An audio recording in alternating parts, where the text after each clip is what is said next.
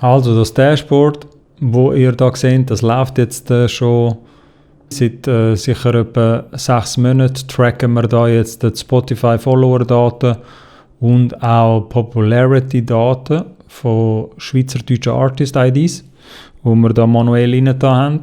Also ich gehe jetzt nicht alle Tabs nochmal durch, aber was ihr sicher machen könnt, ist da im Followers und Popularity Tabs, das ist so der Basic Main Tab. Da könnt ihr natürlich einfach irgendwelche Artists, ich tue jetzt einfach mal gewisse rein, es können auch mehrere könnt ihr rein tun. Oben seht ihr einfach einen Zeitstrahl von links nach rechts, die Follower, Anzahl Follower auf Spotify, wie sich die geändert haben. Und unten der Popularity-Wert. Popularity-Wert habe ich schon mal ein bisschen erklärt. Das ist einfach eine Kalkulation dort dahinter, wo so ein bisschen deine Motion, also der Traffic sozusagen, wenn du eine Website wärst, deine Streams oder deine Stärke von deinen Streams messen. Und dann kommst du wie so einen Popularity-Wert über von 1 bis 100. Jede Artist-ID auf Spotify hat so den Popularity-Wert. Der kann sich auch täglich ändern, wie ihr da seht. Das ist so ein bisschen der Followers- und Popularity-Tab. Im Custom, in dem zweiten, das wird sich irgendwie von der Begrifflichkeit vielleicht noch ein bisschen ändern. Aber was ihr da sicher machen ist, ihr könnt unten links, seht ihr jetzt nicht auf dem Screen, aber ihr werdet es sehen, wenn ihr da selber ein bisschen reinschaut, könnt ihr Followers in Klammern indexed 100 at first. Also, dass da wie so alle bei 100 indexiert werden, was es auslöst, wenn alle bei 100 anfangen. Du kannst sie halt sehr, sehr gut vergleichen. Auch wenn die Artists, die ihr da seht, oder egal welche ihr jetzt eingebt, kann man sie gut quer vergleichen, weil nachher immer im Verhältnis sozusagen die Stärke vom Wachstum der Spotify-Follower da angezeigt wird. So. Auch wenn es eben unterschiedliche Grösse, Artist-Grösse haben. Bei den Levels, das sind einfache Bars.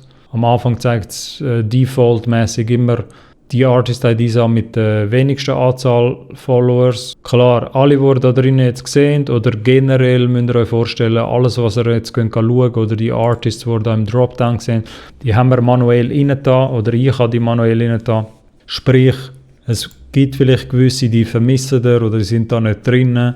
Denkt einfach immer daran, das ist nicht 100% vollständig, wird es auch nie sein. Kann man auch nicht garantieren, logischerweise so.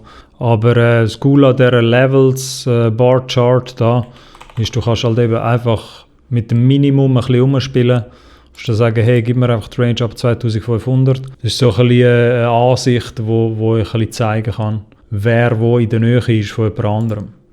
Und dann gibt es da die Universe Chart, das ist ein Scatterplot, so wenn man den wissenschaftlichen Begriff für das haben will. Da ist wie so Datenpunkte, die ihr da seht. All die verschiedenen Punkte sind verschiedene Artist-Profile, Artist-IDs. Und auf der linken Seite haben wir die Popularity-Achse von 1 bis 100 und unten haben wir die Anzahl Followers, auch von 0 links zu 6000 ist jetzt das Maximum, das ich da limitiert habe, weil du halt Popularity-Wert mit dem Follower-Wert kannst vergleichen, kannst du es wie so auf einer X- und Y-Achse sehr gut darstellen oder halt quer vergleichen.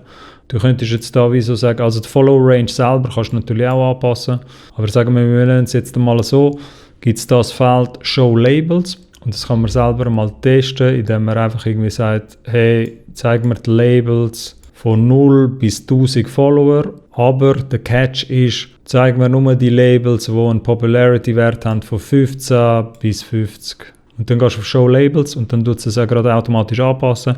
Ich hätte auch vorgeschlagen, für die das jetzt sehen und ein bisschen neugierig sind, könnt ihr einfach mal mit dem Show Labels ein bisschen testen und auch mit dem Popularity-Wert, vor allem mit dem Parameter da oben rechts. Umso höher ihr da raufgeht, habt ihr Artist-IDs mit mehr oder stärkere Streams auf dem Profil, sagen wir es mal so.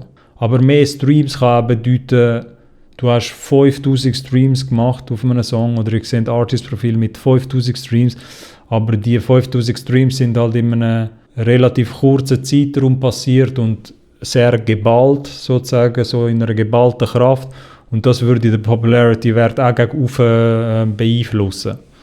Der spannende Quervergleich, sage ich jetzt mal auf die Schnelle, ist, wenn man tiefen Follower-Wert nimmt, so, also wenn man da wirklich tief runtergeht mit den Parametern und irgendwie ich sage jetzt einfach mal, ab 15 Popularity und aufwärts oder etwa 20 so. Und dann dort anfängt schauen, welche Namen so ein bisschen auftauchen. Man kann wie so die Namen wandern lassen oder beziehungsweise den Filter wandern lassen.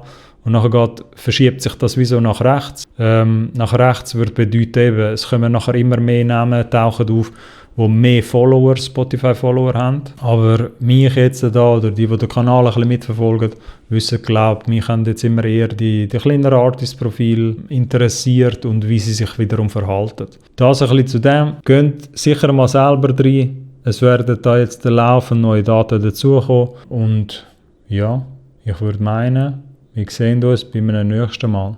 Tschüss dann.